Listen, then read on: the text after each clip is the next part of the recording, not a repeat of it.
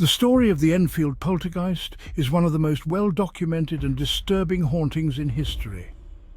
It occurred in Enfield, a suburb of London, in the late 1970s.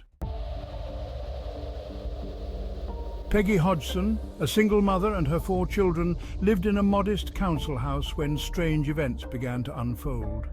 It all started with small disturbances. Knocking sounds, furniture moving on its own, and objects being thrown across the room without explanation. But what began as minor annoyances quickly escalated into something far more terrifying. The Hodgson family, particularly 11-year-old Janet, became the focus of a violent and malevolent entity. Janet would be thrown out of bed by unseen forces, levitated above her bed, and even spoke in deep, raspy voices that did not belong to her. During one recorded session, Janet claimed to be possessed by the spirit of an old man named Bill Wilkins, who had died in the house years before.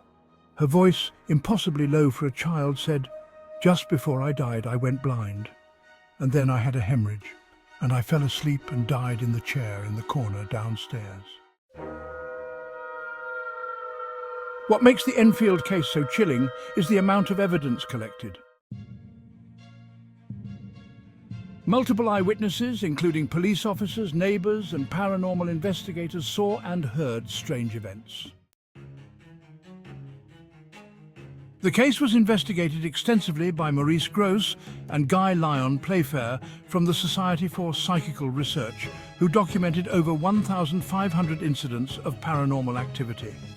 Audio recordings captured eerie voices, and photographs showed Janet being violently thrown across the room by unseen forces.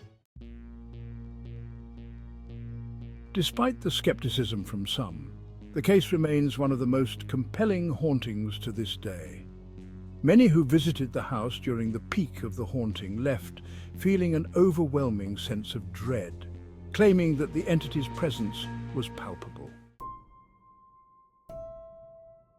Though the activity eventually subsided, Janet later admitted that while she faked a small percentage of the events, likely as a cry for attention, most of the occurrences were genuine and beyond her control. To this day, the true nature of what happened in the Hodgson house remains a disturbing mystery.